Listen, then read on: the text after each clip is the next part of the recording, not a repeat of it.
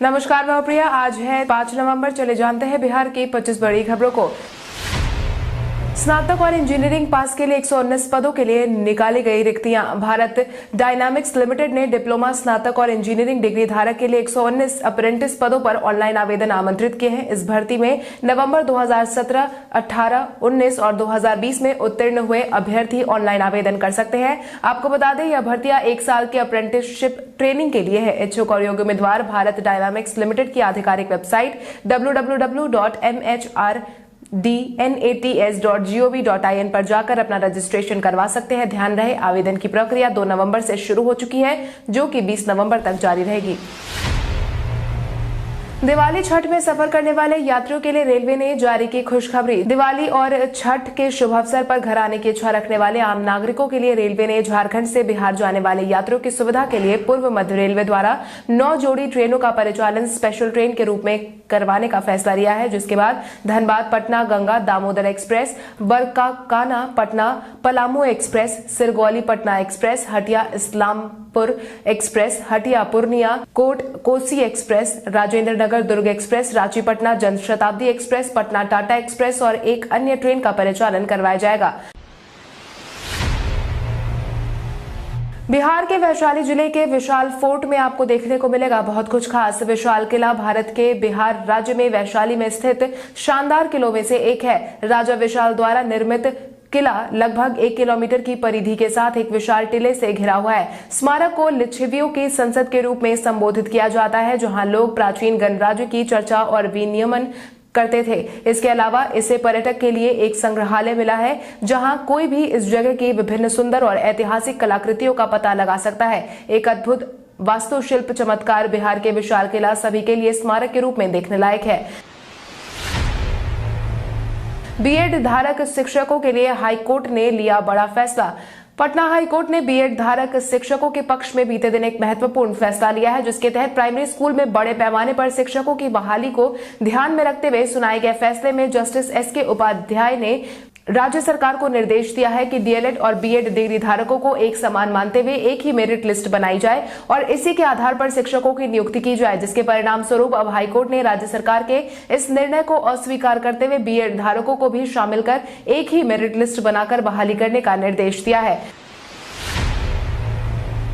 बिहार में कोरोना प्रभावितों की संख्या पहुंची 2,19,000 के पार। बिहार में कोरोना प्रभावितों की संख्या में गिरावट देखने को मिल रही है। स्वास्थ्य विभाग की तरफ से बीते दिन के पिछले 24 घंटे में जारी किए गए आंकड़ों के अनुसार कुल मिलाकर 541 मरीजों की पुष्टि की गई है, जिसके बाद प्रभावितों की संख्या बढ़कर 2,19,505 पर पहुंच गई है। वहीं प्रभावित जिलों की संख्या की बात करें तो अररिया में 31, अरवल में 8, औरंगाबाद में 14, बांका में 3, बेगूसराय में 1, भागलपुर में 17, भोजपुर में 3, बक्सर में 6, दरभंगा में 3, पूर्वी चंपारण में 15, गया में 23, गोपालगंज में 7, जमुई में 7, जहानाबाद में 12, कैमूर में 2, कटिहार में 11, खगड़िया में 3, किशनगंज में 7, लखीसराय में 10, मधेपुरा में 24, मधुबनी में 22, मुंगेर में 35, मुजफ्फरपुर में 24, नालंदा में 9, नवादा में 12, पटना में 98, पूर्णिया में 24, रोहतास में 17, सहरसा में 19, समस्तीपुर में 16, सारण में 9, शेखपुरा में 5, शिवहर में और सीतामढ़ी में 10, सिवान में 1, सुपौल में 4, वैशाली में 13, पश्चिम चंपारण में 7 मामले सामने आए हैं। वहीं अब बिहार में कुल मिलाकर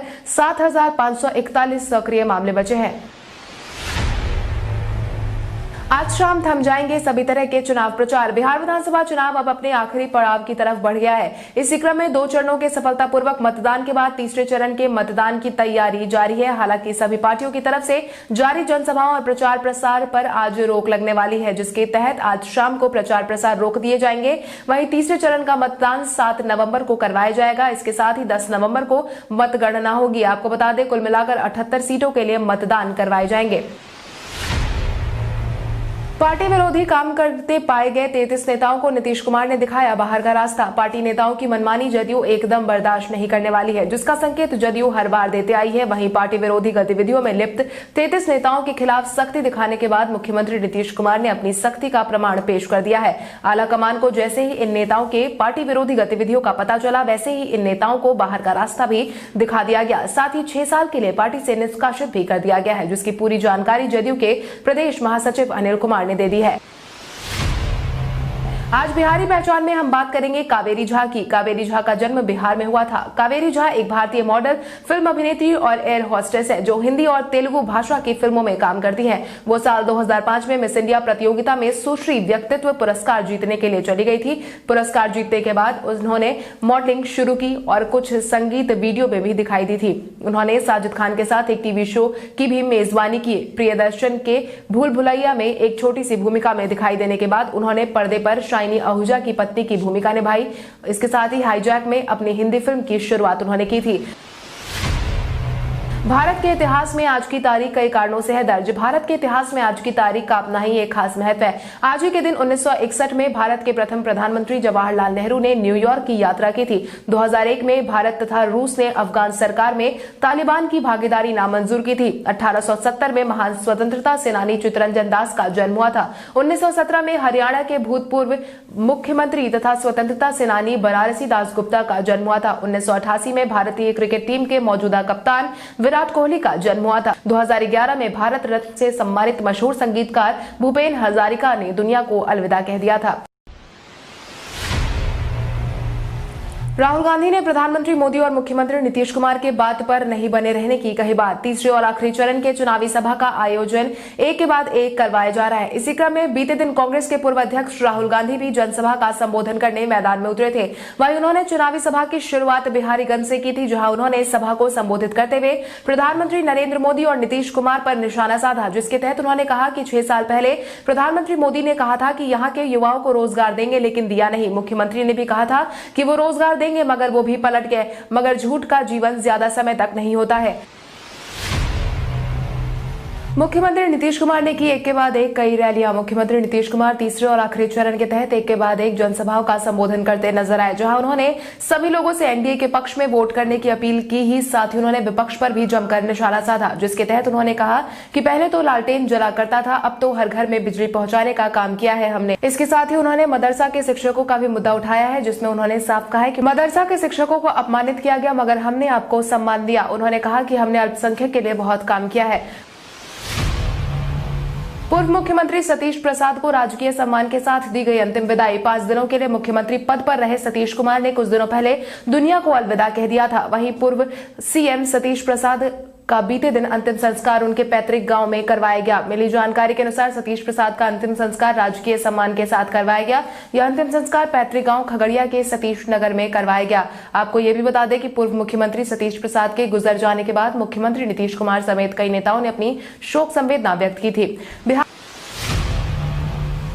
चुनाव में लोकसभा से भी ज्यादा बरामद हुए पैसे। बिहार विधानसभा चुनाव के तहत 2 चरणों के चुनाव को संपन्न करवाया जा चुका है। वहीं हर चुनाव की भांति इस चुनाव में भी धनबल का इस्तेमाल करने की पूरी कोशिश की गई। हालांकि जानकारों की माने तो इस बार के विधानसभा चुनाव में पिछले सभी चुनाव के रिकॉर्ड टूट गए हैं। उपचुनाव आयुक्त चंद्रभूषण कुमार की तरफ से साझा की गई जानकारी के अनुसार दूसरे चरण तक धनबल के इस्तेमाल की बात की जाए तो बिहार में अब तक 65.22 करोड़ रुपए बरामद किए गए हैं। 2019 के लोकसभा चुनाव में 16.68 करोड़ और 2015 के विधानसभा चुनाव में 23.81 करोड़ रुपए बरामद किए गए हैं। हालांकि इस बार सारे रिकॉर्ड टूट गए हैं।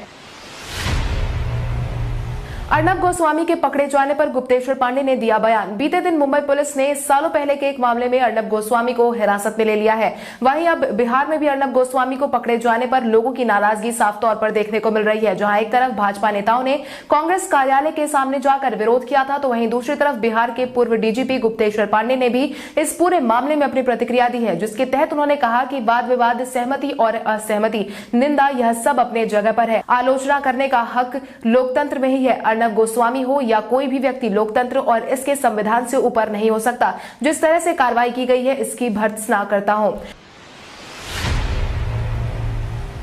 आज जेपी नड्डा, राजनाथ सिंह की होगी कई चुनावी सभा। बिहार विधानसभा चुनाव के 2 चरण का मतदान हो चुका है। वहीं तीसरे चरण के चुनाव के तहत सभी पार्टियों के स्टार प्रचारक अपनी एड़ी चोटी का दम लगा रहे हैं। इसी क्रम में आज भाजपा के स्टार प्रचारक भी बिहार की धरती पर कई जनसभाओं का संबोधन करने वाले हैं, जिसके तहत भाजपा के राष्ट्रीय अध्यक्ष जेपी नड्डा, केंद्रीय रक्षा मंत्री राजनाथ सिंह और केंद्रीय स्वास्थ्य एवं परिवार कल्याण मंत्री अश्विनी चौबे बिहार में कई जनसभाओं का संबोधन करेंगे, जिसकी जानकारी भाजपा के राष्ट्रीय मीडिया सह प्रभारी संजय मयूख ने दे दी है।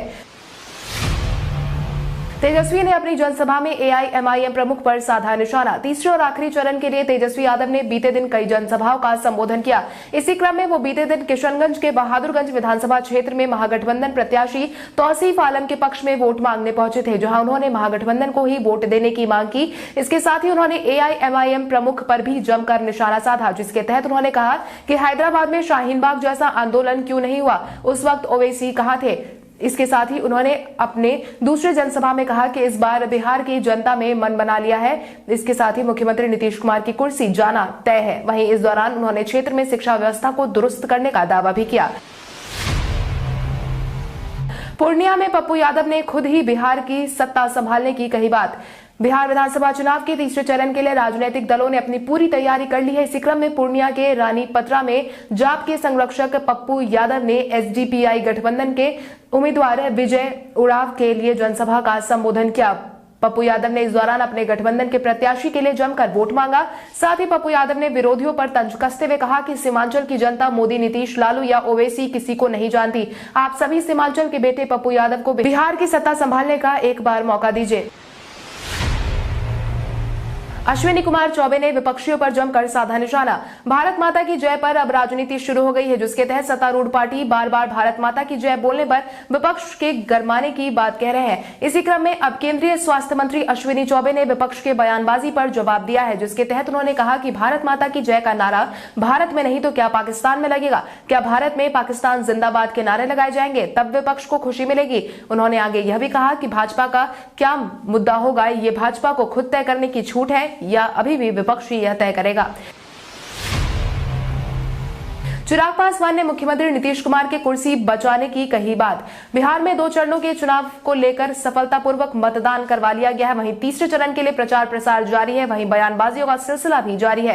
इसी क्रम में लोजपा अध्यक्ष चिराग पासवान ने एक बार फिर से मुख्यमंत्री नीतीश कुमार को निशाने पर लिया है, जिसके तहत उन्होंने कहा कि नीतीश कुमार बिहार के विकास पर प्रधानमंत्री मोदी से झूठ बोलते हैं। वहीं एक ट्वीट में उन्होंने कहा कि नीतीश कुमार के पास अपना काम गिनाने के लिए कुछ भी नहीं है और वो पीएम मोदी की योजनाओं का श्रेय लेकर कुर्सी बचाने की कोशिश कर रहे हैं।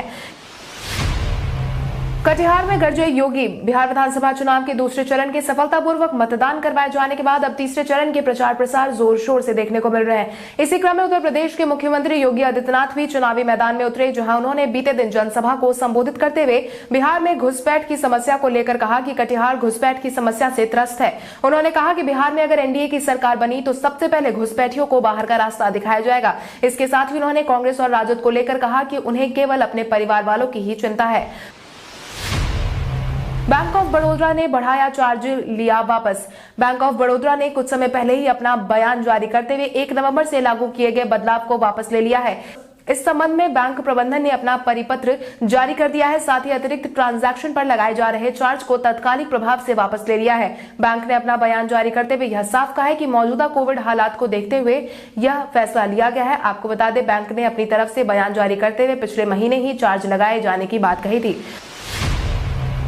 शिखर धवन ने अजिंक्य रहाणे के टीम में शामिल होने पर जताई खुशी। आईपीएल 2020 के क्वालिफायर 1 में मुंबई इंडियंस के खिलाफ उतरने से एक दिन पहले दिल्ली कैपिटल्स के सलामी बल्लेबाज और इस टूर्नामेंट में लगातार 2 शतक लगा चुके शिखर धवन ने एक बड़ा दावा किया है। बुधवार को शिखर धवन ने अपना बयान जारी करते हुए कहा कि अजिंक्य रहाणे टीम में स्थिरता लेकर आए हैं और इससे उन्हें अपनी टीम के लिए बल्लेबाजी के ओपनिंग करते हुए खुद को अभिव्यक्त करने की आजादी मिलती है। हाँ बिल्कुल, रहाणे के आने से टीम में स्थिरता आती है। हमारी टीम में इस तरह के अनुभव के साथ मैं खेल को विपक्षी टीम से दूर ले जाने के लिए स्वतंत्र रूप से खेल सकता हूं।